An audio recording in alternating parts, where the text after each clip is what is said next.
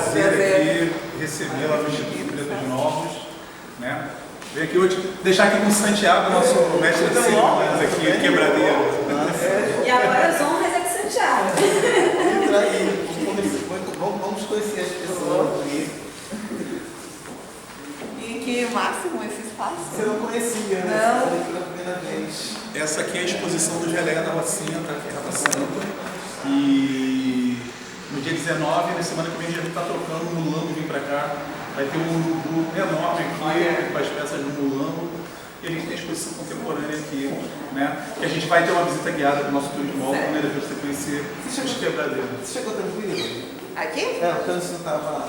Deu uma engarrafada ali perto da central. E a gente é sua mãe, que a gente está esperando. Ela tá vindo, né? Ela tá em outro local, aí ela vai... É porque tem um outro que não sabe presente. Então agora é de Santiago, eu vou sair de cena. Você está acostumado a passear aqui no Rio de Janeiro muito? Não Né?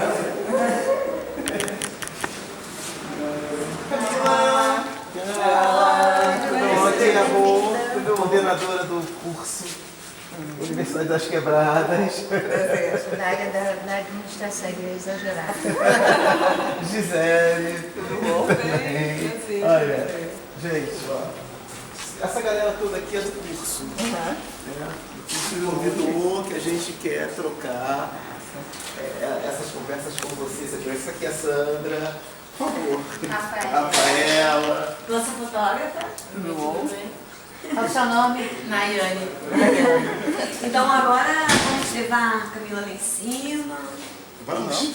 E mamãe? Vai estar vendo. Eu falei pra ela, cadê a mamãe? E esse aqui fez mamãe não dá. Fez Bolo,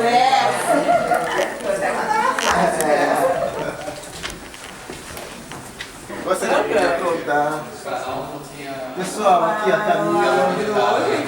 Esse pessoal aqui. Aí, Vitor. Olá, tudo bom? Prazer. Seja bem-vindo. Não vou falar mais, né, porque a gente ainda vai ter o debate aqui, mas trazer aqui para dar as boas-vindas a vocês e a Camila, né? O Mercedes, que é a nossa diretora, fundadora, e vai falar como foi esse achado, e o Rafael, que é o nosso turismólogo, e que cuida aí do circuito de herança africana. E Foi o dia que fez mais. o Rafael, o guia que teve na... né? Então, boa tarde para todos. Vocês estão num lugar muito especial, que é o cemitério dos Pretos Novos, um lugar de muita reflexão, né, do que a gente quer do nosso país futuramente, né? Porque atualmente não temos um país, nós temos um capo, né? Nós temos aí uma série de pessoas passando fome, escravizadas por falta de conhecimento, de estudos, de emprego, de casas. Parece que a abolição foi ontem. E tirou todo mundo, liberou todo mundo e todo mundo na rua, morando na rua. É assim que é o Brasil hoje, né? E a gente quer isso? Acho que não. A gente tem que fazer alguma coisa. Mas a gente não é só falar, nós temos que fazer. Porque o brasileiro tem muito assim, bota na rede social, e aí achou que fez alguma coisa, não fez nada. Eu acho que a gente tem que ter ações, sabe? Ser corajosos. Eu vou dar começamos as obras. A ideia era de fazer uma laje, fazer uns quartos em cima e um terraço, talvez uma piscina em cima, coisas assim, né? No primeiro dia a gente encontra, o hospedeiro me avisa que tinha muitos ossos de animais no terreno da casa. Eu cheguei mais cedo, fui ver, não era terreno não era ossos de animais, e sim ossos de gente. E por coincidência, a segunda arcada dentária que eu peguei, misturado ao entulho, era uma arcada dentária de uma criança. E aí comecei a viajar, que seria uma chacina, que seria isso, que seria aquilo, porque não se tinha noção que aqui nesse bairro tinha um cemitério. Eu moro nesse bairro desde que eu tinha 10 anos. 10 anos e meio. Em 90, em 96, eu já tinha assim, meus 40 anos, então não havia história mesmo, de cemitério. A não ser uma pessoa que é moradora desse bairro também, antigo, que fez teve uma luta muito grande nos anos 80, que era para impedir que houvesse uma revitalização no bairro, porque nada disso aqui era tombado nem era preservado. Então, na década de 80, esse grupo se reuniu e conseguiu aprovar o projeto Sagas. Sagas é um projeto arquitetônico de preservação, que Sagas é simplesmente Saúde, Gamboa e Santo Cristo. E aí eles conseguiram fazer a preservação de fachadas e tombamentos. Então, desistiram, porque isso aqui ia transformar num polo industrial e comercial, devido a estar próximo aos 2 aeroportos e o porto. Os chineses já estavam pensando em comprar vários imóveis por aqui, demolir, transformar em indústrias. Enfim, eles conseguiram frear essa ideia, né? E aí esse grupo fez essa pesquisa da importância desse lugar e eu conversei com o Machado naquela noite, né? E ele disse, minha filha, você mora em cima de um cemitério. Eu falei, como assim? Eu vou levar o livro aí para você. É um livro que eles conseguiram, que a João Fortes de Engenharia tivesse uma edição especial, História dos Bairros Gamboa, Saúde, Santo Cristo, que é o Sagas. E esse livro, inclusive esse livro está aqui embaixo, está na biblioteca, mas é uma tiragem muito pouca, talvez não seja nem 1000 exemplares. Isso não foi para todo mundo, não foi para algumas pessoas. Bem, e o que a gente faz com isso? Essa história é uma história antiga, está nesse livro, mas e aí? O que fizeram? Já tem mais de 10 anos que descobriram que isso aqui era uma área importante historicamente, porém uma história de pobre, né? Uma história de tristeza. E eles não tinham interesse. A gente ligou para a prefeitura, ligamos para o Zé Bonifácio, que hoje é um CAB, conversamos com o diretor, que é o Milton Cobra, que era um diretor maravilhoso que tinha ali, e aí ele chamou o Departamento Geral de Patrimônio, veio esse departamento, e disseram, não, isso aqui é um antigo cemitério dos Pretos Novos. Eu fiquei na cara assim, né? Puxa vida, só eu que não sei, todo mundo sabe, então não é tão assim, né? Aí ele, não, esse aí estava perdida a localização. Você achava que era do outro lado, mas não, agora você com a hora você descobriu. Aí eu, que bom, bacana, e aí, nós podemos pesquisar? Eu disse, claro, puxa vida, eu quero ler essa história. Aí, bem, aquilo ali foi uma coisa assim, simbólica, né? Eles pediu para não tirar os entulhos da casa, não fazer as obras, não fazer isso, não fazer aquilo. Para resumir essa história de vários anos, que já tem 26 anos, a gente quase ficou sem casa.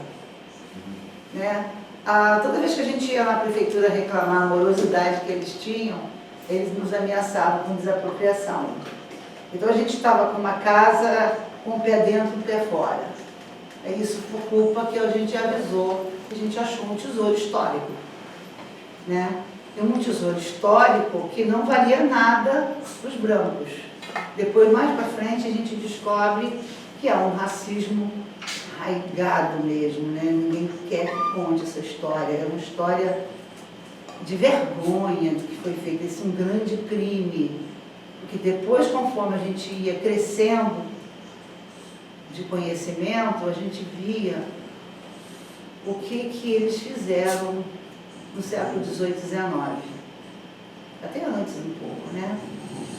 E aí a gente ficou procurando cada vez mais e mais e mais, a gente viu que se a gente não fizesse alguma coisa, essa história ia acabar soterrada novamente. O caso do Valongo não existia.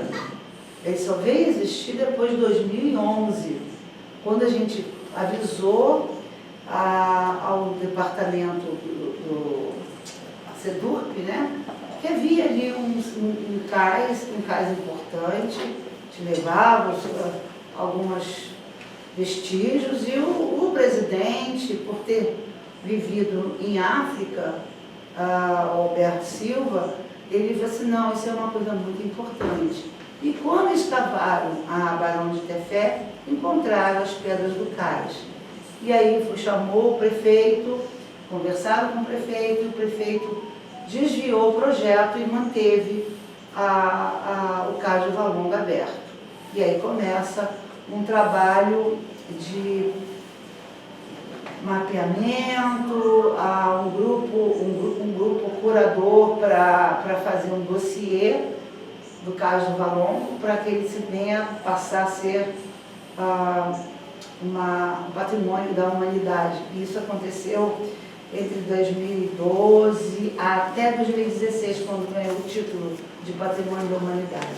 E aí muda o governo, cai por água abaixo, o Cais do Valongo está quase sendo destruído aí por falta de manutenção e outras coisas políticas, mais e mais e mais. E assim, a gente briga por essa história, assim, estou cortando muitos pedaços, senão eu vou sentar e vou começar a bater papo com vocês. É uma história muito bonita, a questão é espiritual, a gente acalenta aqueles que eles foram jogados aqui, porque toda vez que há uma visita, isso é uma visão de uma médium americana que esteve aqui. Ela disse que quando vem muita gente aqui dentro, eles pulam, eles dançam, eles cantam, e a maioria são crianças, porque ao contrário do que se pensa, aos 30 anos já as pessoas já estavam velhas naquela época, a faixa de vida era muito curta, os escravos, os escravizados da época não passam de 20 anos, 25 anos, um ou outro que vivia, era o preto velho, né? Um ou outro que tinha uma vida mais longa, possivelmente aqueles que moravam mais dentro da casa, ou tinham até um senhor que pudesse talvez cuidar melhor, que nem todo mundo também maltratava, tinha gente que tinha escravo por status. Há poucas histórias dessas, que a maioria era pauleira, era trabalho quase que se pudesse 24 horas. Enfim, levantamos a história, a gente tinha um slogan que dizia assim, faltou respeito na vida, faltou respeito na morte e faltou respeito na história. A gente só tira o respeito da história porque a gente já está contando essa história. Mas a morte, na vida, a gente não tem como voltar atrás, né? E a gente só tem que manter esses pretos novos na evidência e como experiências para que não se faça mais isso. É isso. Façam alguma coisa. A gente não veio para cá só para crescer, comer, dormir, para praia, passear. A gente veio aqui com coisas para fazer. Por isso que a gente vai e volta muitas vezes. Em que ano mesmo que você chegou aqui? A sua família chegou aqui? Eu cheguei aqui, acho que em 65, 64 e meio. E eu casei em 77 aqui. E meu marido veio para cá antes. Meu marido morou na ilha de Santa Bárbara um período com 5 anos de idade, depois veio para cá, para a Rua do Livramento. Aí está com, vamos dizer assim, se ele está com 75, 70 anos. É isso. Eu vim com 50, eu vou fazer 56 anos. Estou aqui. Mas é isso. Obrigada. De nada.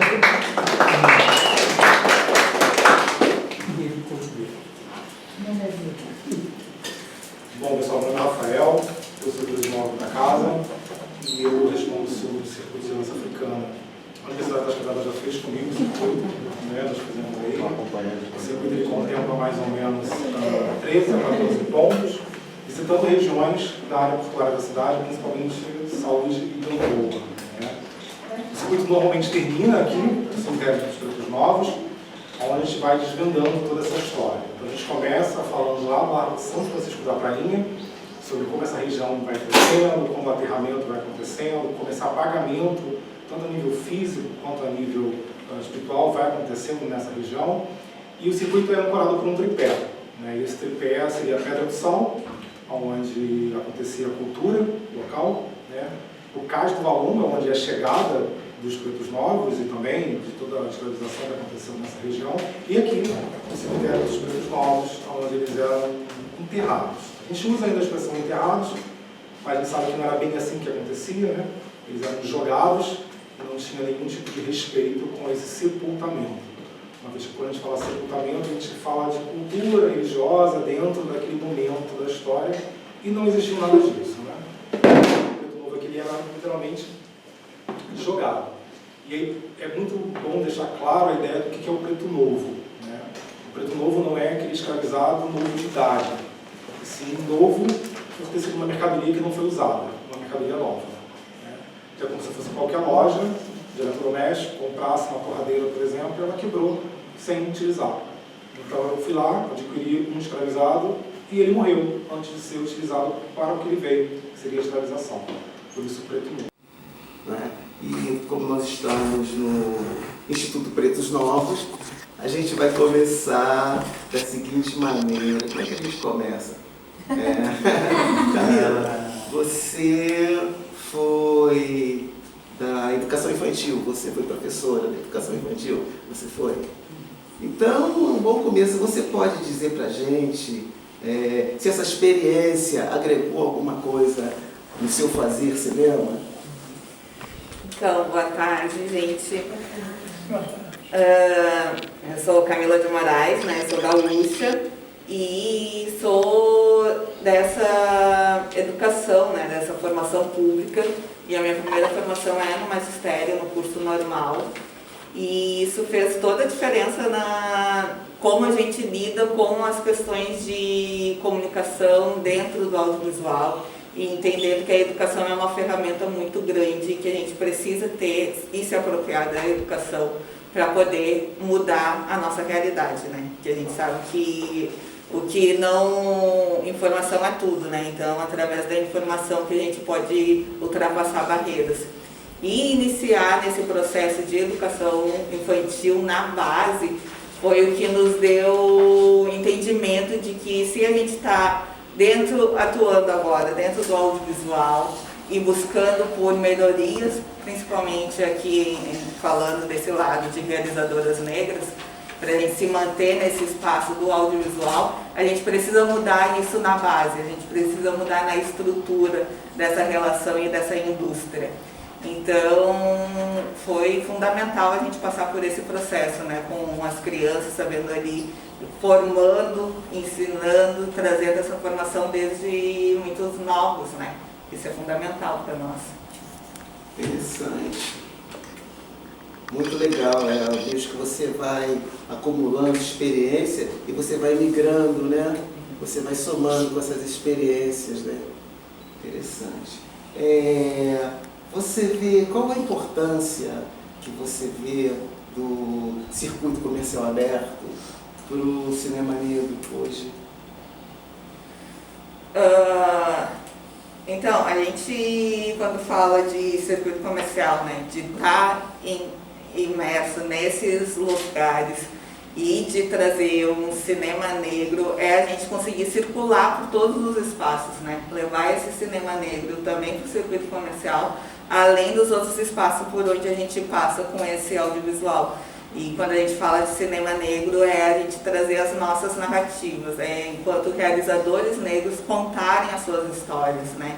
A gente ter acesso a contar as nossas histórias, né? Ter acesso a conhecer esse espaço, saber o que aconteceu aqui e, a partir disso, contar essas histórias, porque se não é a gente, as outras pessoas vão contar de outras formas. Então, a gente tem que estar, e a gente vem lutando muito para ter esse protagonismo. E aí não basta a gente ter o protagonismo sem ter acesso. E aí, quando a gente fala de estar nessa indústria do audiovisual e também entendendo que há um lado comercial, é a gente saber como é que faz para estar nesse lado comercial. Porque quando eu começo a produzir audiovisual, eu saio da formação de curso normal, aí eu faço comunicação. Para eu conseguir fazer comunicação, eu imigro pelo sistema de cotas, né? E aí eu faço comunicação lá em Porto Alegre. E aí a gente começa a entender que o audiovisual, que a gente pode trabalhar com audiovisual, trazendo reflexões importantes para nós, enquanto pessoas negras atuantes no Brasil. E aí a gente começa a entender que esse audiovisual é uma ferramenta muito poderosa.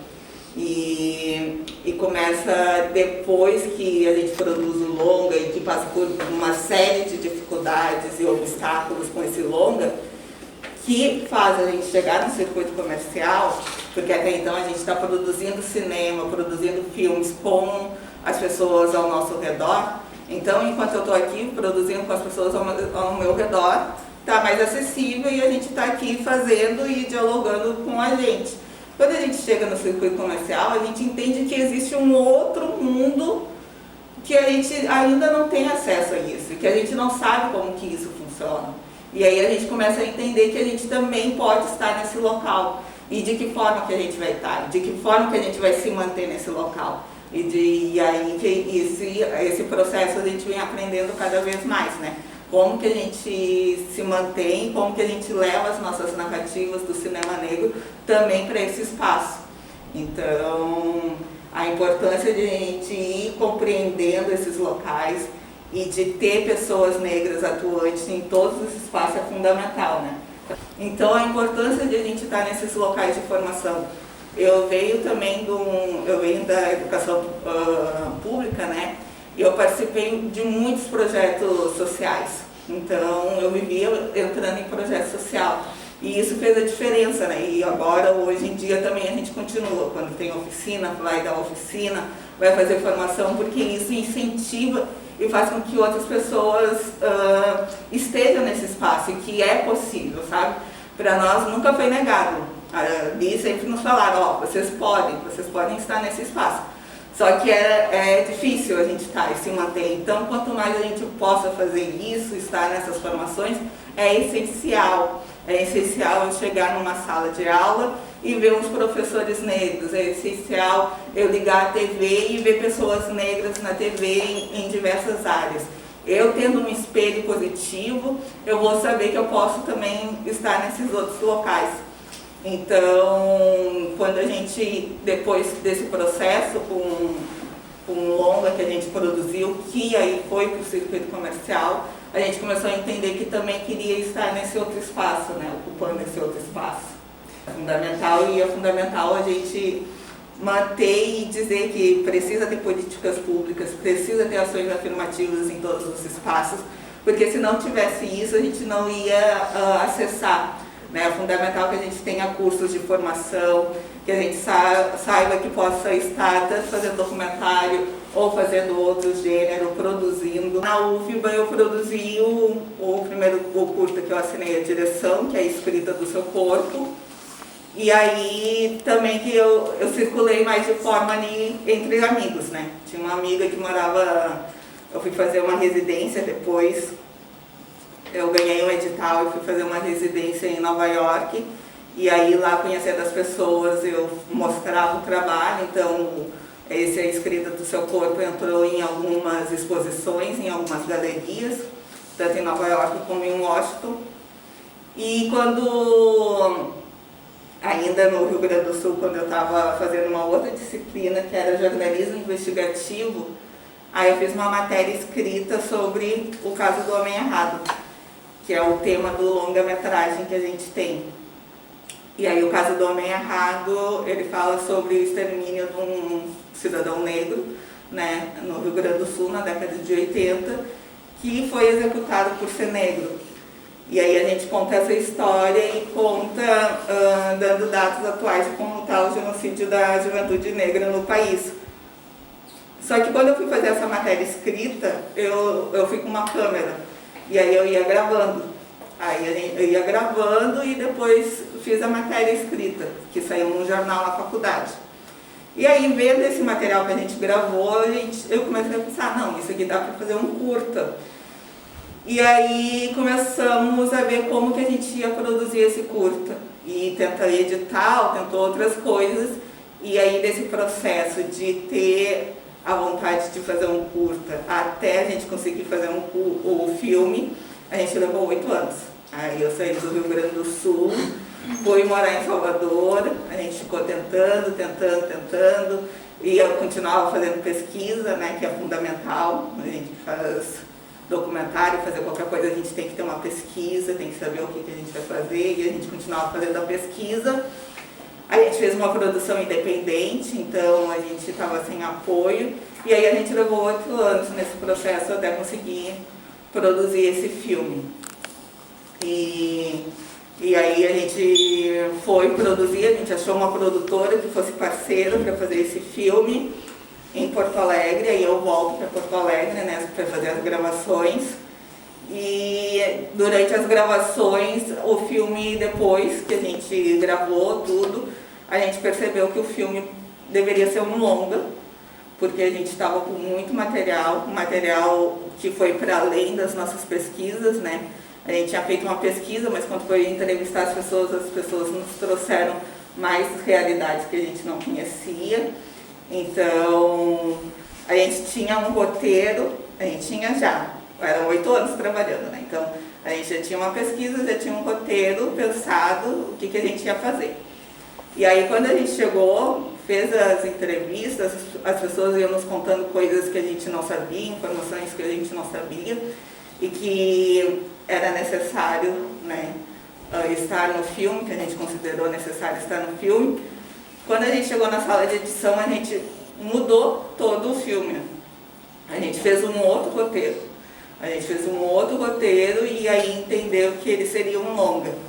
E aí, antes de finalizar esse filme, a gente fez uma exibição pública. E aí, essa história lá em Porto Alegre, ela era bem conhecida. E ela teve um apoio da mídia, né, quando aconteceu o caso, a mídia ficou divulgando. E depois, quando a gente começou a falar que estava fazendo esse filme, a gente, antes de fazer o filme, a gente fez uma campanha de financiamento coletivo. Então, a gente também, enquanto equipe, produção desse filme, a gente já estava tendo algumas inserções na imprensa. E aí, quando a gente resolveu fazer uma exibição pública, sem o filme estar pronto, a gente anunciou e fez num sindicato parceiro, e foi muitas pessoas verem o filme, e por conta do tema. E aí a gente foi sentindo a reação das pessoas naquele material que a gente estava apresentando. E aí a gente percebeu que algumas coisas poderiam ser mudadas, alteradas. Então a gente fez a exibição desse primeiro corte e depois voltou de novo para a edição e ajustou mais um pouco o filme, até a gente finalizar o filme depois em alguns meses. Isso foi em fevereiro, a gente finalizou o filme em maio. E aí a gente fez mais alguns ajustes.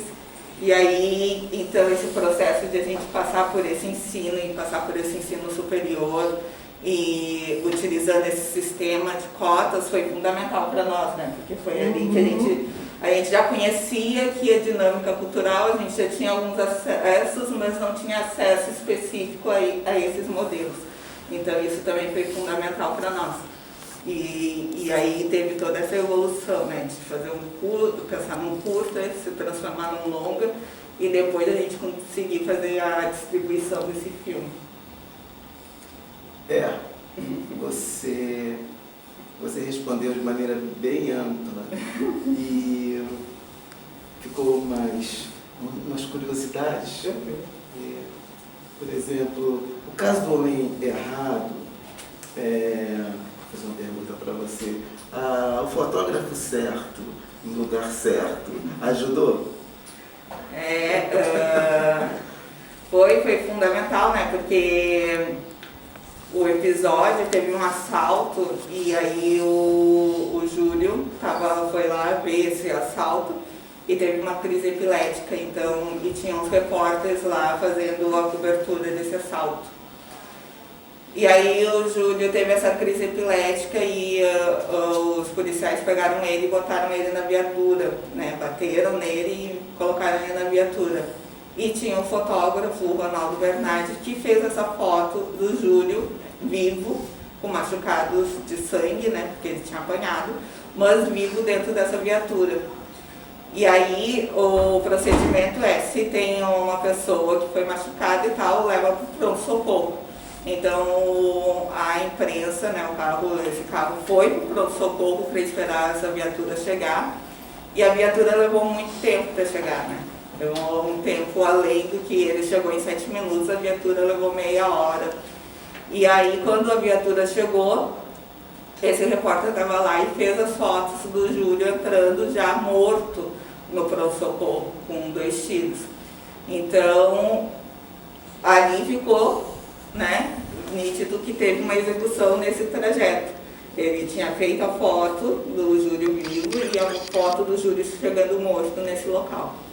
E aí, nesse caso, foi fundamental, né? Porque quantas pessoas saem de suas casas e não voltam mais, né? A família ficou um bom tempo procurando, sem ter notícias, e só foi saber que era o Júlio porque reconheceu depois essas fotos no jornal, porque aí começou a divulgar que havia esse assalto. Então, e mostrar as fotos de quem eram os assaltantes. Até então, no início, o Júlio estava sendo considerado como um dos assaltantes. E a família reconheceu lá que não era, teve que provar que não era, e até conseguir provar, com a ajuda também do movimento negro e dos direitos humanos, começou a se dar o nome, o título de O Caso do Homem Errado. E aí, por isso, o nosso filme segue com esse título, né? O Caso do Homem Errado. E aí a gente conta, então, essa história, o que aconteceu nesse trajeto, né? Onde teve 14 policiais envolvidos, aonde que foi, o que aconteceu e como é que essa família ficou, então, depois desse episódio. Então, documentar é mais ou menos dar visibilidade a pessoas, fatos, a uma série de coisas, né? A gente escutar essas histórias e transmitir elas, né? Eu acho que a gente só está ali como um elemento para transmitir essas histórias, né? Enquanto o papel de documentaristas, estamos ali transmitindo essas histórias, né? Transmitir história. E de documentário, nós temos aqui o caso do homem errado. Gente, eu estou encantado com esse bate-papo aqui com a Camila e vontade de... Mas eu vou dar uma colherzinha de chá, porque eu vejo que ela também está precisando de descansar. Como é que foi ontem, Camila, para você? Então, ontem a gente estava com o Mãe Solo participando do Grande Prêmio do Cinema Brasileiro, que é o evento que tem, né, do cinema, o maior que a gente tem considerado. E aí o Mãe Solo estava concorrendo, estava finalista na categoria de documentários, de curto documental. Então a gente está aqui no Rio por conta dessa atividade, né? Não levamos o prêmio, o Grande Hotel, mas a gente conseguir chegar, o Mãe Solo foi uma produção feita com recursos da Lei Aldir Blanc. Então, a gente chegar nesse patamar foi bem interessante. E aí a gente está nesse processo, né? Fez lá, participou do evento, hoje de manhã estava dando aula, e aí está um pouquinho cansada, mas isso não tem. É muita disposição, gente. Eu ainda quero ter. Quer dizer, eu tenho bastante energia, mas eu quero aprender a ter mais energia ainda para realizar mais coisas, para a gente ficar todo mundo realizando muito, né? Porque a gente precisa realizar. A gente precisa produzir, precisa contar as nossas histórias, né? É verdade. É muito importante. É muito importante. O servinha, que é coisa de professor, né? Que a gente acaba sempre mais forte do que a gente. Camila, mais uma reflexão quando a gente vê um país como o nosso, por exemplo, né? Em que a gente tem um esvaziamento da cultura, deixou de ser um ministério, passou a ser uma secretaria, né? Ocupado por pessoas que odeiam a cultura, de uma maneira geral, né? E considerando que recentemente nós sofremos diversos ataques às leis de incentivo, de fomento, né, como é o caso da Lei Rouanet, né, a redução inclusive de investimentos da Lei Rouanet. Como é para você fazer parte desse grupo de 3% de mulheres diretoras dentro do grande circuito, né? E ainda mais sendo uma mulher preta dentro de uma realidade que é basicamente constituída por homens a partir de 40 anos de idade, você morando no estado do Nordeste, quer dizer, homens basicamente a partir de 40 anos do eixo sul e sudeste, lembrando que Porto Alegre tem uma escola de curta-metragem, uma tradição de curta-metragem muito grande, né? Embora a gente saiba que Cláudia Rocha era baiano, né? Você está morando na Bahia agora, né? Que a gente tem grandes diretores ainda em atividade lá. Mas como foi quebrar essa barreira? E como é que você se coloca no meio dessa realidade, desse cliente majoritariamente masculino, branco e sudestino? Como é esse espaço? Eu fiquei muito curioso com isso. É muito cruel, né, quando a gente olha essa realidade, e ela é muito perversa, né? E mesmo hoje, com todo esse desmonte, antes, quando não havia tanto desmonte, mesmo assim, nós, realizadoras e realizadores negros, a gente não tinha acesso. É muito difícil a gente conseguir ter acesso. E é muito difícil a gente ter acesso porque a gente vive num país racista, onde o audiovisual está dentro de uma estrutura racista. Então, mesmo que existisse, para nós realizadores, a gente não estava acessando esses recursos. Então, quando a gente percebe essa realidade e identifica essa crueldade, faz com que a gente tenha que ter mais garra para mudar essa situação. Faz com que a gente tenha que exigir que haja políticas públicas onde a gente seja inserido de fato, onde porque audiovisual precisa de recurso financeiro. A gente precisa ter recurso financeiro para conseguir produzir. E aí, quando a gente entende que existe uma indústria no país do audiovisual, onde a gente não está acessando que esse recurso, que há milhões, e esses milhões estão indo sempre para as mesmas pessoas, existe alguma coisa errada aí. A gente vive num país muito diverso e que só conta uma parcela de uma realidade de uma população específica. Então, a realidade do Rio Grande do Sul é totalmente diferente da realidade da Bahia e é totalmente diferente da realidade do Acre.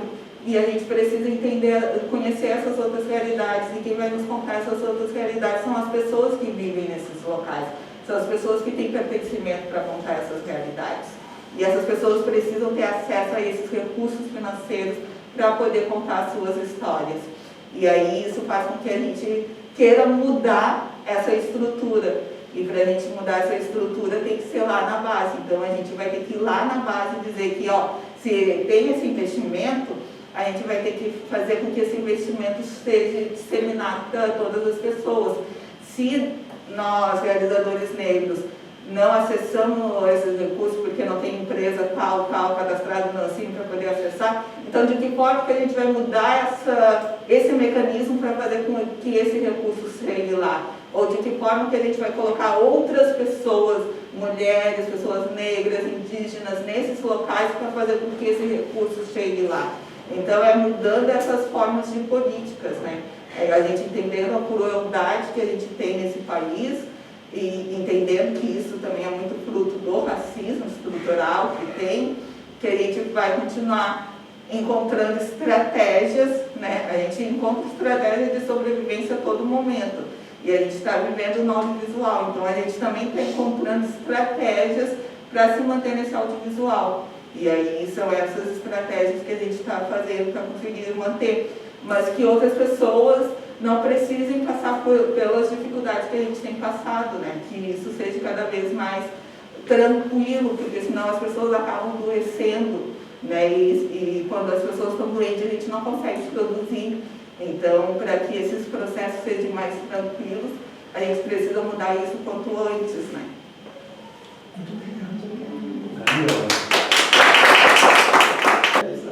A gente precisa produzir, precisa contar as nossas histórias, né? É verdade. É muito importante. É muito importante. Camila, eu vou te agradecer muito pela tua disponibilidade, sabe? Está sendo um bálsamo para a gente receber você. As nossas portas estão muito abertas para você. Eu sei que ainda tem muito mais coisas para a gente conversar, mas sem dúvida a gente há de ter muito mais oportunidades, você com muito mais ainda conteúdos, a gente com conteúdos para a gente trocar, né? A gente faz um polo aí de ação. Isso. Eu agradeço muito, né? Eu conheci a Sandra numa outra oportunidade que eu tive aqui no Rio com o caso do Homem Errado, e aí teve a exibição do filme. A Sandra estava lá nessa exibição, a gente ficou em contato e a gente foi identificando o que poderia ser a fazer, né? O que a gente poderia fazer juntos. Então, a chance de a gente fazer esses contatos e circular, né? Sempre que havia alguma atividade do filme, a Sandra também estava sempre divulgando, então isso é fundamental para nós, é fundamental para quem está produzindo, as pessoas irem assistir o que ele está produzindo, continuarem divulgando, fazendo essas outras ações, porque senão a gente não chega aqui, a gente não vai saber dessas histórias, não vai saber o que as pessoas estão estudando, não vai saber como fazer. E a gente não faz nada sozinho, né? Então, é muito fundamental. Eu sou porque nós somos, né? É bem assim. Então, a gente sabe que tem um aniversário hoje. A gente preparou um bolinho gostoso. Nós estamos todos convidados para cantar um parabéns para você, para a mãe da Camila. E, gente, o que a gente vai falar? A mãe da Camila está fazendo aniversário. Para quem não sabe o nome da mãe da Camila, qual é o nome da mãe da Camila? Vera. Dona Vera. Vera.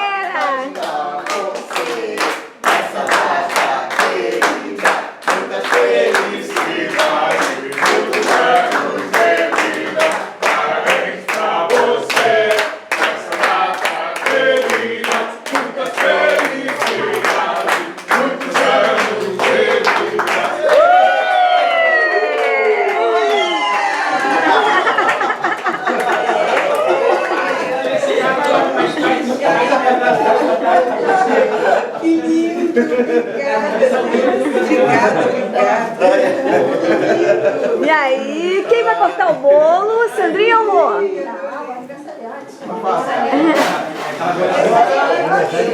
Acendeu bem velhinha? Agora a gente vai acender. Agora é oficial. A Mercedes e a Nadal chegaram. Acendeu uma vela? Não, gente! vamos acender a vela. A gente só bateu para poder chamar eles, que eles estavam lá em cima. Ó. Agora nós vamos cantar outro parabéns.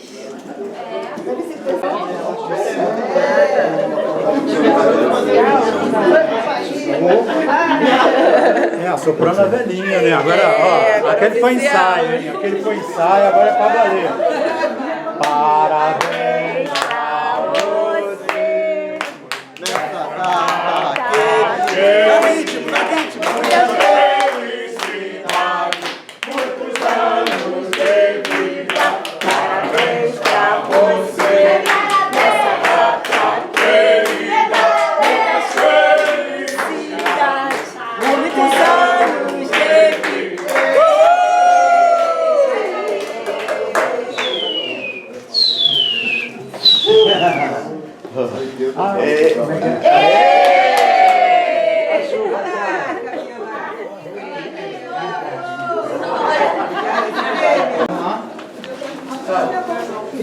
Transmite.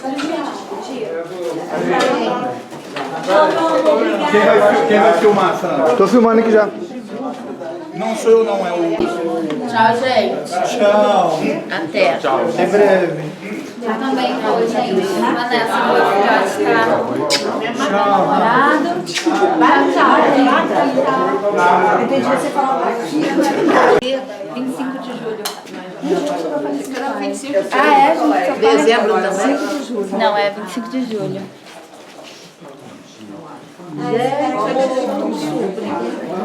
Aqui, Nada, as meninas estão preparadas para conhecer o espaço. Vamos lá. Não dá.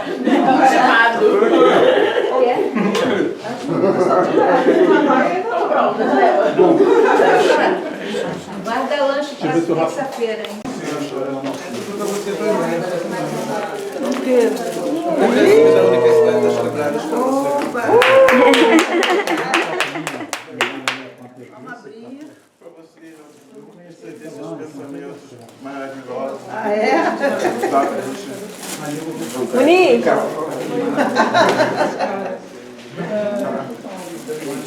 Legal, feio. Plaquinha bonitinho. Ah, é lindo. Mas a lembrança tão singela. Tá? Maravilha, rei.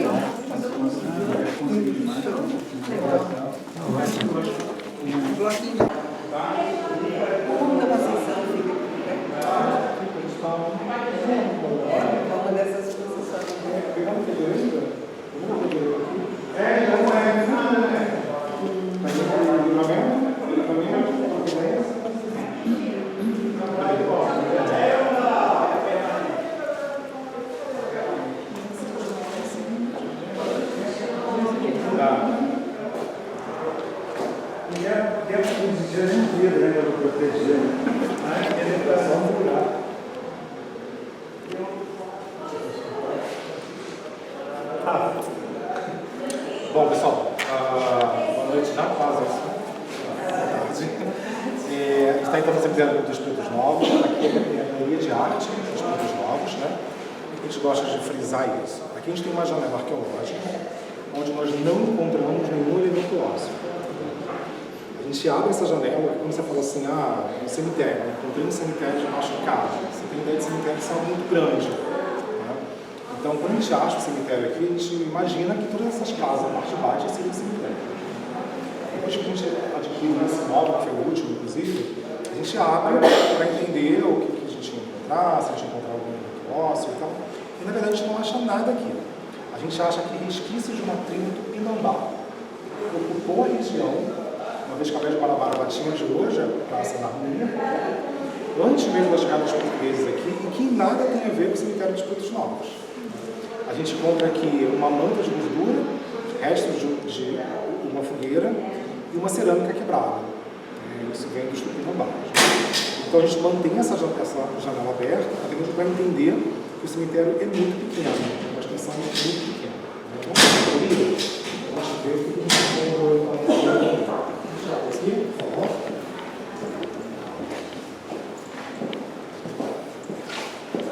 Essa parede aqui para baixo, esse é o cemitério de Espíritos Novos. Então aqui a gente tinha quantas defesas do cemitério e os muros eram só laterais e não frontais. Pode repuxar, por favor. Isso era muito proposital, tá, gente? Então, os muros laterais, do cemitério, e por que eu não tinha o muro frontal nele? Aqui eu tinha cerquinha de arame farpado.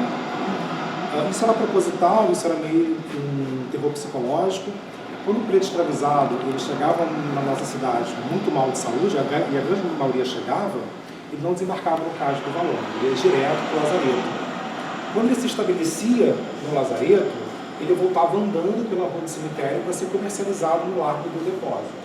Então ele passava em frente ao cemitério de Pretos Novos, funcionava meio como um terror psicológico, no seu fim ali onde vai ser. Também bate de frente com o que a gente acha no arquivo da cidade, dizendo que viajantes estrangeiros que vinham para essa região, principalmente alemães e franceses, relatam seus diários de bordo, que cachorros de rua passavam nessa região com ossos na boca. Então os doguinhos entravam no cemitério, pegavam os ossos e saíam. Como que esse achado arqueológico aconteceu? A Mercedes contou lá em cima, né, como que ela fez esse achado, né? E que achado é esse? É um achado praticamente igual a esse. Aqui eu tenho 1 metro quadrado. Né? Percebam que o achado está bem à flor da terra. Então qualquer chuva mais forte nessa sala aparecia. A gente tem também no arquivo da cidade reclamações dos moradores dessa região, dizendo que o cheiro era insuportável. Uma cidade que não batia 48, mas batia 35, 32 graus, imagina o cheiro que não era, uma vez que os ventos alisos da Baía de Guanabara batiam por aqui e levavam o cheiro para o interior da cidade. Né? Aqui eu tenho um crânio. Se eu tenho um crânio, eu tenho um indivíduo. Né? A gente não tem como afirmar que essa ossada ao redor pertence a esse indivíduo, uma vez que como era o enterro aqui, eles eram jogados, enchia muito, ateava fogo e espalhava. Não se tinha respeito algum. Né? E vem de encontro também com outras coisas que a gente vai descobrindo no arquivo. Né? Disse que a população local não entendia o cemitério dos Pretos Novos como um campo santo, como todo cemitério deve ser. Se aqui era jogado aquilo que não prestava para a humanidade, que era o homem preto, a mulher preta na época, o que era o lixo doméstico dessas pessoas? Não era nada. E aí a gente encontra exatamente o lixo doméstico no mesmo patamar da ossada, que é essa janela arqueológica aqui. Vamos chegar para cá? Fica aqui ao redor. Eu tenho aqui em cima, tudo que é muito branquinho é osso. A arqueologia me diz que quanto mais branquinho tiver os ossos, mais incêndio ele sofreu. Então nesse nível aqui eu tenho ossos humanos, osso de gado, osso de porco, osso de frango, espinha de peixe, cerâmica, não tinha tapoé na época, então era pote de cerâmica, quebrava, tinha que jogar fora. Né? Então no mesmo patamar eu vou encontrar lixo das casas e seres humanos. Né? A gente vai descendo a escavação, a gente encontra aqui uma sala extremamente calcinada, que sofreu um incêndio muito forte. A impressão que dá é que se eu pego nela, ela vai se desfazer, e é isso que vai acontecer, ela está muito porosa. De novo aqui eu tenho um crânio, eu tenho fêmurs espalhados, eu tenho a cabeça de um fêmur, a gente vai descendo a escavação e encontra novamente fêmur, ossos por toda essa região, até que em 2017, imagina, achava de 96, né? Só em 2017, há 5 anos atrás, a gente encontra a única sala inteira do cemitério de Pretos Novos. Trata-se de uma menina que tem entre 18 e 20 anos. Nós nunca vamos saber em que período desse cemitério, o funcionamento dele, ela foi enterrada. Mas a gente entende que como ela está no finalzinho ou no início do cemitério, uma vez que abaixo dela não tem mais ninguém, ela é de um momento onde não se achava fogo, onde apenas se jogava. Os arqueólogos que a descobriram a batizaram carinhosamente de Baquita. Baquita vem de Josefino Baquita, é a primeira santa preta da Igreja Católica para os refugiados e escravizados. Ela não é Baquita, uma homenagem a ela. A primeira foto que foi tirada dela é essa aqui. Percebam que Baquita não está sozinha. Eu tenho entre o crânio de Baquita e o tórax de Baquita um ossado. Aqui, na janela arqueológica, está faltando a ossada restante que foi tirada para análise. Tá? Mas o osso entre o crânio e o tórax ela continua, que é um fêmur, ou seja, uma segunda pessoa. Ao lado, eu tenho... Exato. Ao lado eu tenho mais um crânio. Olha a foto, esse crânio está inteiro ainda. Aquilo já está desfacelado com a ação do oxigênio. Tá? Isso vai acontecer, isso é natural que aconteça. Então só ali, gente, naquele espaçozinho, tem 3 pessoas. Isso mostra exatamente como a gente tratava essas pessoas. Vale muito lembrar o seguinte: todo escravizado que entrou no nosso país foi batizado no cristianismo.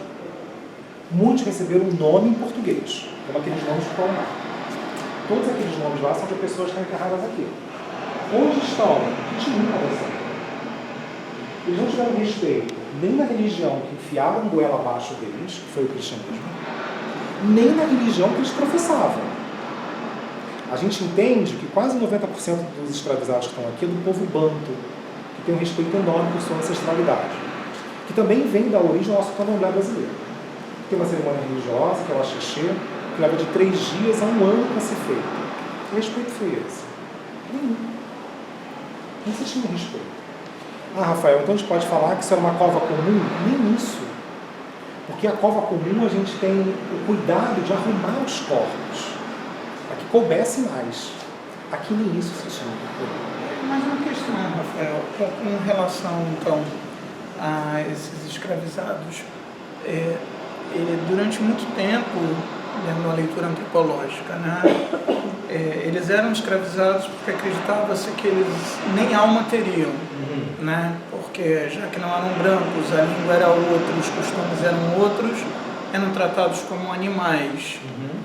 Nesse momento em que eles são trazidos e morrem, eles chegavam a passar por um batismo cristão, porque se eles são batizados como cristãos, então há uma ideia de que eles tinham uma alma para o homem branco dessa época.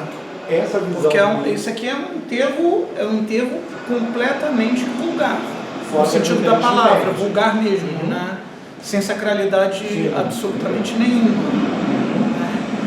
Então, se eles eram batizados, era atribuída alguma alma, mas não lhes davam nem o direito de serem sepultados, eles só eram enterrados. Você conhece aquela expressão lei para inglês ver, né, que inclusive foi alcunhada com o fechamento desse complexo escravagista, que foi a Lei Regente Feijó, que deveria entrar em vigor em 1831, não entrou, entrou em vigor, mas que não funcionou. Né? O batismo também era para inglês ver. Então era a ideia de eu reconhecê-lo, né, para que ele pudesse entrar em território da colônia, né, mas que ele não tinha respeito algum em relação a isso. Esse batismo só funcionava para que institucionalmente que ele foi batizado, então ele pode entrar, legal. Mas no momento que ele não serve mais para nada, ok, eu vou descartá-lo. E da pior maneira possível. Porque eu não vou respeitar nem o batismo. A gente sabe também que esse batismo não era um batismo como a gente conhece hoje, né? Era um batismo a eito, a grupo, onde eles iam passando e os padres, que eram mandados até a África muitas das vezes, ia batizando e aspergindo água benta e entregando um papel com o nome deles, que eles recebiam, né? Então era um batismo de modo geral, né? Mas não deixava de ser um batismo institucional. E quase todos batizados com nomes de santos, né? Basicamente. Católicos, João, Francisco, a colônia, Antônio. A colônia era católica, né? O maior país católico do mundo foi quem faz isso, que era Portugal na época. Sim. Tanto que os nomes dos nossos bairros do Rio de Janeiro são quase todos católicos. Sim, então a ideia é exatamente essa. Você vai ter um sobrenome de onde vem, como Congo, como Cambinda, para marcar a origem dele. E se já tivesse um dono, talvez. Ali eu tenho escravo de um padre. Em algum momento, o segundo. Adão, escravo de um padre. Qual é o sobrenome dele? Escravo de um padre? Escravo de um padre. Será que era um escravo de um padre? Então, assim, esse respeito não se tinha algum. A gente sabe que toda essa extensão aqui é o cemitério dos Pretos Novos. De verdade, o cemitério dos Pretos Novos ele tem 400 metros quadrados, segundo o Dr. Reinaldo Tavares, 20 de frente e 20 de fundos. É muito pequeno para tantos corpos. É 40 a 50 mil pessoas sentadas em 400 metros quadrados. Meu Deus, é um depósito. Agora a gente entende como coube. É isso que eu me pergunto. Por quê? Como é que eles faziam? Eram incinerados e espalhados. Por isso coube. Outra pergunta, do ponto de vista arqueológico, é possível determinar a causa-mortes dessas pessoas? E a segunda, todos que estão sepultados aqui morreram ao chegar no Brasil? Ou será que deixaram descendentes, foram sepultados depois, mas existem tataranetos, a quinta geração vivendo aqui? São duas perguntas. Em algumas ossadas você consegue retirar o DNA ainda. Isso requer financiamento para pagar essa análise. Claro. Que de verdade nós não temos. Imagino. Português é mais claro possível. Nós não temos. E em sua, eu não tenho como afirmar isso, mas quase que 100% não deixaram descendentes, porque são pretos novos. São pretos novos. Então eles chegaram e vieram a falecer. Basicamente em Dom Lazareto. Porque aqueles que morriam em alto mar eram jogados em alto mar. Jogados no mar. Não tinha essa história de que, vamos guardar para enterrar. Não tinha nem onde guardar. Não se sabia a causa da morte. Podia ser uma doença infecciosa. Perder toda a mercadoria, que era visto dessa maneira. Então aqui é que morreu exatamente aqui. Ou no Lazareto, ou aqui na chegada, ou de repente na venda, em algum local já aqui no complexo Calvagista. E é possível determinar, a história chegou a registrar o porquê dessas mortes? É possível determinar depois a partir das ossadas, a causa-morte também? Retirando o DNA, você pode descobrir se teve alguma doença. Sim. Mas, por exemplo, fome, sede, você fica muito... Não tem como saber, A grande maioria mesmo que morria, principalmente nas embarcações, era da tifo. Era uma doença que era infecciosa e isso pegava a grande maioria. Muito rápido. E aí você tinha que descartar o maior número possível. Porque senão você perderia aquela carga. Vamos entender isso como mercadoria. Segundo historiadores, 1/3 da carga era perdida em alto mar. Nem gado é tratado. Então, uma conta rápida. Se a gente sabe que chegou entre 900 mil e 1 milhão de pessoas, no caso, Colombo passou por ali, é sinal que 1.300.000 saíram de África. Porque 300.000 ficaram perdidas em alto mar. É uma estimativa. É uma estimativa. Pode ser mais. Pode ser mais, claro. E todos foram enterrados aqui? Claro que não. Porque se pagava para enterrar, tá, gente? O cemitério era administrado pela igreja de Santa Rita. Existia uma igreja por trás disso. Existia um pagamento para isso. Vamos entender assim rapidamente, para quem não é aqui do Rio. Imagina as terras de um barão que está mais afastado da capital. Ele vem até aqui e compra um preto novo, um negro escravizado. E aí, no caminho, esse preto morre. Jura que ele ainda ia voltar aqui e pagar para enterrar? Claro que não. Enterrava na estrada. Ele ia jogar onde desce. Então, os que estão aqui, porque morreram nessa região, provavelmente no Lazareto. E ponto. Então, assim, a morte era muito maior do que a gente tem de registro. Então, o que a gente tem aqui é o que foi encontrado, o que a gente sabe dos livros de óbitos. Os livros de óbitos apontam também se há indígenas também escravizados. Não. Aqui Nesse são cemitério é exclusivo só pretos para escravizados. Tanto esse, que é o segundo cemitério de escravizados, quanto o primeiro cemitério de escravizados, fica em frente à igreja de Santa Rita, hoje é o Largo de Santa Rita, entre a Marechal Floriano e a Rua Miguel Couto, no centro do Rio. Está pertinho deles. Então, quando o complexo vem para essa região, é aberto o segundo cemitério, que é esse. E aí sim, esse é exclusivo. Então, aqui a gente tem uma exposição do complexo escravagista, onde eu tenho a planta baixa de um navio cumbeiro, a árvore do esquecimento, que é o baobá. Olha essa foto de baixo da árvore do esquecimento, eu tenho como eles vinham com mercadoria. Rafael, por que vinham amarrados? Porque eles brigavam entre eles? Não, gente, porque eles cometiam suicídio. Então, para que ele não cometesse... Como da Conceição fica? Uma dessas posições.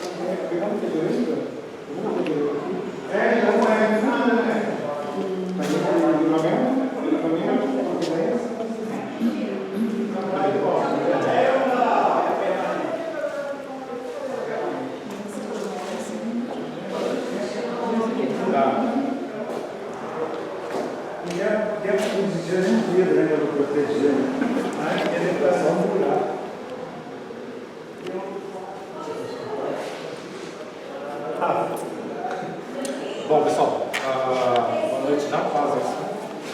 A gente está então no cemitério dos Pretos Novos, aqui é a galeria de arte dos Pretos Novos, né? A gente gosta de frisar isso. Aqui a gente tem uma janela arqueológica, onde nós não encontramos nenhum elemento ósseo. A gente abre essa janela, quando você fala assim, um cemitério, encontrei um cemitério debaixo de casa. Você tem ideia de cemitério que é algo muito grande. Então, quando a gente acha o cemitério aqui, a gente imagina que todas essas casas, a parte de baixo, seriam cemitério.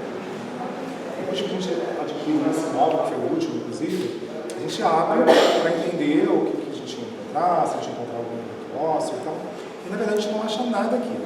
a gente acha que resquícios de uma tribo tupinambá ocupou a região, uma vez que a Baía de Guanabara batia de hoje, a Praça da Harmonia, antes mesmo da chegada dos portugueses aqui, e que nada tem a ver com o cemitério dos Pretos Novos. A gente encontra aqui uma manta de gordura, restos de uma fogueira e uma cerâmica quebrada. Isso vem dos tupinambás. Então a gente mantém essa janela aberta, até que a gente vai entender que o cemitério é muito pequeno, uma extensão muito pequena. Vamos ver o que a gente tem aqui, por favor.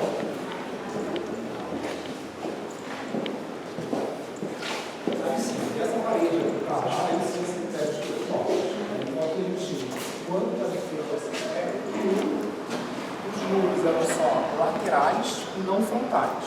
Mas pode arranjar, por favor.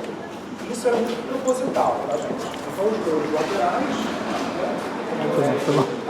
do cemitério, e por que não tinha o muro frontal nele? Aqui eu tinha cerquinha de arame farpado. Isso era proposital, isso era meio um terror psicológico. Quando o preto escravizado ele chegava na nossa cidade muito mal de saúde, e a grande maioria chegava, ele não desembarcava no Cais do Valor, ele ia direto para o Lazareto. Quando ele se estabelecia no Lazareto, ele voltava andando pela rua do cemitério para ser comercializado no Largo do Depósito. Então ele passava em frente ao cemitério dos Pretos Novos, que funcionava meio como um terror psicológico, no seu fim ali onde vai ser. Também bate de frente com o que a gente acha no arquivo da cidade, dizendo que viajantes estrangeiros que vinham para essa região, principalmente alemães e franceses, relatam seus diários de bordo, que cachorros de rua passavam nessa região com ossos na boca. Então os doguinhos entravam no cemitério, pegavam os ossos e saíam. Como que esse achado arqueológico aconteceu? A Mercedes contou em cima, né, como que ela fez esse achado, né? E que achado é esse? É um achado praticamente igual a esse. Aqui eu tenho 1 metro quadrado. Né? Percebam que o achado está bem à flor da terra. Então qualquer chuva mais forte na sua sala aparecia. A gente tem também no arquivo da cidade reclamações dos moradores dessa região, dizendo que o cheiro era insuportável. Uma cidade que não batia 48, mas batia 35, 32 graus, imagina o cheiro que não era, uma vez que os ventos alisos da Baía de Guanabara batiam por aqui e levavam o cheiro para o interior da cidade. Né? Aqui eu tenho um crânio. Se eu tenho um crânio, eu tenho um indivíduo. Né? A gente não tem como afirmar que essa ossada ao redor pertence a esse indivíduo. Uma vez que, como era o enterro aqui, eles eram jogados, enchia muito, ateava fogo e espalhava. Não se tinha respeito algum. Né? E vem de encontro também com outras coisas que a gente vai descobrindo no arquivo. Né? Diz-se que a população local não entendia o cemitério dos Pretos Novos como um campo santo, como todo cemitério deve ser. Se aqui era jogado que não prestava para a humanidade, que era o homem preto, a mulher preta na época, o que era o lixo doméstico dessas pessoas? Não era nada. E aí a gente encontra exatamente o lixo doméstico no mesmo patamar da ossada, que é essa janela arqueológica aqui. Vamos chegar para cá? Fica aqui ao redor. Eu tenho aqui em cima, tudo que é muito branquinho é osso. A arqueologia me diz que quanto mais branquinho tiver os ossos, mais incêndio ele sofreu. Então nesse nível aqui eu tenho ossos humanos, osso de gado, osso de porco, osso de frango, espinha de peixe, cerâmica, não tinha tapoé na época, então era pote de cerâmica, quebrava, tinha que jogar fora. Né? Então no mesmo patamar eu vou encontrar lixo das casas e seres humanos. Né? A gente vai descendo a escavação, a gente encontra aqui uma ossada extremamente calcinada, que sofreu um incêndio muito forte. A impressão que dá é que se eu pego nela, ela vai se desfazer, e é isso que vai acontecer, ela está muito porosa. De novo aqui eu tenho um crânio, eu tenho fêmurs espalhados, eu tenho a cabeça de um fêmur, a gente vai descendo a escavação e encontra novamente fêmur, ossos por toda essa região, até que em 2017, imagina, achada de 96, né? Só em 2017, há 5 anos atrás, a gente encontra a única ossada inteira do cemitério dos Pretos Novos. Trata-se de uma menina que tem entre 18 e 20 anos. Nós nunca vamos saber em que período desse cemitério, o funcionamento dele, ela foi enterrada. Mas a gente entende que como ela está no finalzinho ou no início do cemitério, uma vez que abaixo dela não tem mais ninguém, ela é de um momento onde não se achava fogo, onde apenas se jogava. Os arqueólogos que a descobriram a batizaram carinhosamente de Baquita. Baquita vem de Josefino Baquita, é a primeira santa preta da Igreja Católica para os refugiados e escravizados. Ela não é Baquita, uma homenagem a ela. A primeira foto que foi tirada dela é essa aqui. Percebam que Baquita não está sozinha. Eu tenho entre o crânio de Baquita e o tórax de Baquita um ossado. Aqui, na janela arqueológica, está faltando a ossada restante que foi tirada para análise, tá? Mas o osso entre o crânio e o tórax dela continua, que é um fêmur, ou seja, uma segunda pessoa. Ao lado, eu tenho... Exato. Ao lado eu tenho mais um crânio. Olha a foto, esse crânio está inteiro ainda. Aquilo já está desfacelado com a ação do oxigênio. Tá? Isso vai acontecer, isso é natural que aconteça. Então só ali, gente, naquele espaçozinho, tem 3 pessoas. Isso mostra exatamente como a gente tratava essas pessoas. Vale muito lembrar o seguinte: todo escravizado que entrou no nosso país foi batizado no cristianismo. Muitos receberam um nome em português, como aqueles nomes que estão lá. Todos aqueles nomes lá são de pessoas que estão enterradas aqui. Onde estão? Continuam aparecendo. Eles não tiveram respeito nem na religião que enfiaram goela abaixo deles, que foi o cristianismo, nem na religião que eles professavam. A gente entende que quase 90% dos escravizados que estão aqui é do povo banto, que tem um respeito enorme por sua ancestralidade, que também vem da origem do nosso candomblé brasileiro. Tem uma cerimônia religiosa, que é o axixê, que leva de 3 dias a 1 ano para ser feita. Que respeito foi esse? Nenhum. Não se tinha respeito. Ah, Rafael, então a gente pode falar que isso era uma cova comum? Nem isso. Porque a cova comum a gente tem o cuidado de arrumar os corpos, para que coubesse mais. Aqui nem isso se tinha. Mas uma questão, Rafael, com relação então a esses escravizados, ele durante muito tempo, numa leitura antropológica, né, eles eram escravizados porque acreditava-se que eles nem alma teriam, né, porque já que não eram brancos, a língua era outra, os costumes eram outros, eram tratados como animais. Nesse momento em que eles são trazidos e morrem, eles chegavam a passar por um batismo cristão, porque se eles são batizados como cristãos, então há uma ideia de que eles tinham alma para o homem branco dessa época. Essa visão, porque isso aqui é um enterro completamente vulgar, no sentido da palavra, vulgar mesmo, né? Sem sacralidade absolutamente nenhuma. Então, se eles eram batizados, era atribuída alguma alma, mas não lhes davam nem o direito de serem sepultados, eles só eram enterrados.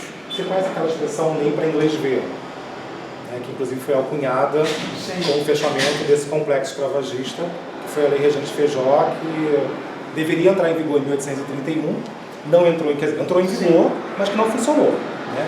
O batismo também era para inglês ver. Então era a ideia de eu reconhecê-lo, né, para que ele pudesse entrar em território da colônia, né, mas que ele não tinha respeito algum em relação a isso. Esse batismo só funcionava para que entendesse que ele foi batizado, então ele pode entrar, legal. Mas no momento que ele não serve mais para nada, ok, eu vou descartá-lo. E da pior maneira possível. Porque eu não vou respeitar nem o batismo. A gente sabe também que esse batismo não era um batismo como a gente conhece hoje, né? Era um batismo a eito, a grupo, onde eles iam passando e os padres que eram mandados até a África muitas das vezes ia batizando e aspergindo água benta e entregando um papel com o nome deles que eles recebiam, né? Então era um batismo de modo geral, né? Mas não deixava de ser um batismo institucional. E quase todos batizados com nomes de santos, né? Praticamente. Católicos, João, Francisco, Antônio. A colônia era católica, né? O maior país católico do mundo foi quem faz isso, que era Portugal na época. Sim. Tanto que os nomes dos nossos bairros do Rio de Janeiro são quase todos católicos. Sim. Então a ideia era exatamente essa. Você vai ter um sobrenome de onde vem, como Congo, como Cambinda, para marcar a origem dele. E se já tivesse um dono, talvez. Ali eu tenho escravo de um padre. Em algum momento, o segundo. Adão, escravo de um padre. Qual é o sobrenome dele? Escravo de um padre? Escravo de um padre. Será que era um escravo de um padre? Então, assim, esse respeito não se tinha algum. A gente sabe que toda essa extensão aqui é o cemitério dos Timbeiros Novos. De verdade, o cemitério dos Timbeiros Novos ele tem 400 metros quadrados, segundo o Dr. Reinaldo Tavares, 20 de frente e 20 de fundos. É muito pequeno para tantos corpos. É 40 a 50 mil pessoas sentadas em 400 metros quadrados. Meu Deus, é um depósito. Agora a gente entende como coube. É isso que eu me pergunto. Por quê? Como é que eles faziam? Eram incinerados e espalhados. Por isso coube. Outra pergunta, do ponto de vista teológico, é possível determinar a causa-mortes dessas pessoas? E a segunda, todos que estão sepultados aqui morreram ao chegar no Brasil? Ou será que deixaram descendentes, foram sepultados depois, mas existem tataranetos, a quinta geração vivendo aqui? São duas perguntas. Em algumas ossadas você consegue retirar o DNA ainda. Isso requer financiamento para pagar essa análise. Claro. Que de verdade nós não temos. Imagino. Português assim, mais claro possível. Nós não temos. E eu não tenho como afirmar isso, mas quase que 100% não deixaram descendentes, porque são pretos novos. São pretos novos. Então eles chegaram e vieram a falecer. Basicamente em Dom Lazareto. Porque aqueles que morriam em alto mar eram jogados em alto mar. Jogados no mar. Não tinha essa história de que vamos guardar para enterrar. Não tinha nem onde guardar. Não se sabia a causa da morte. Podia ser uma doença infecciosa. Perder toda a mercadoria, que era vista dessa maneira. Então aqui é que morreu exatamente aqui. Ou no Lazareto, ou aqui na chegada, ou de repente na venda, em algum local já aqui no complexo escravagista. E é possível determinar, a história chegou a registrar o porquê dessas mortes? Se é possível determinar depois a partir das ossadas, a causa-morte também? Retirando o DNA, você pode descobrir se teve alguma doença. Sim. Mas, por exemplo, fome, sede, você fica muito... Não tem como saber, né? A grande maioria mesmo que morria, principalmente nas embarcações, era da tifo. Era uma doença que era infecciosa e isso pegava a grande maioria. Muito rápido. E aí, você tinha que descartar o maior número possível. Porque senão você perderia aquela carga. Vamos entender isso como mercadoria. Segundo historiadores, 1/3 da carga era perdida em alto mar. Nem gado é tratado. Então, uma conta rápida. Se a gente sabe que chegou entre 900 mil e 1 milhão de pessoas, no caso, Valongo, passou por ali, é sinal que 1.300.000 saíram de África. Porque 300.000 ficaram perdidas em alto mar. É uma estimativa. É uma estimativa. Pode ser mais? Pode ser mais, claro. E todos foram enterrados aqui? Claro que não. Porque se pagava para enterrar, tá, gente? O cemitério era administrado pela igreja de Santa Rita. Existia uma igreja por trás disso. Existia um pagamento para isso. Vamos entender assim rapidamente, para quem não é aqui do Rio. Imagina as terras de um barão que está mais afastado da capital. Ele vem até aqui e compra um preto novo, um negro escravizado. E aí, no caminho, esse preto morre. Jura que ele ainda ia voltar aqui e pagar para enterrar? Claro que não. Enterrava na estrada. Ele ia jogar onde desce. Então, os que estão aqui, porque morreram nessa região. Provavelmente no Lazareto. E ponto. Então, assim, a morte era muito maior do que a gente tem de registro.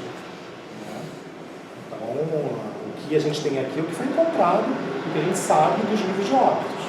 Os livros de óbitos apontam também se há indígenas também escravizados? Não. Aqui Nesse são cemitério é exclusivo só pretos para escravizados. Tanto esse, que é o segundo cemitério de escravizados, quanto o primeiro cemitério de escravizados, fica em frente à igreja de Santa Rita, hoje é o Largo de Santa Rita, entre a Marechal Floriano e a Rua Miguel Couto, no centro do Rio. Está pertinho deles. Então, quando o complexo vem para essa região, é aberto o segundo cemitério, que é esse. Então, esse circuito acaba aqui, a gente fecha a ideia do que é o circuito de herança africana dentro do complexo da Província do Rio de Janeiro. Ok? É isso. A Sandra, pelo evento, a iniciativa dela não teria acontecido. Sandra, Santiago, por todo esse trabalho bonito que está fazendo aqui pra gente. Nadai, muito obrigado, Nadai, pelo IPN, por vir nos representar Quebrada, aqui nós enquanto somos IPN, e a todo mundo que veio, Gisele.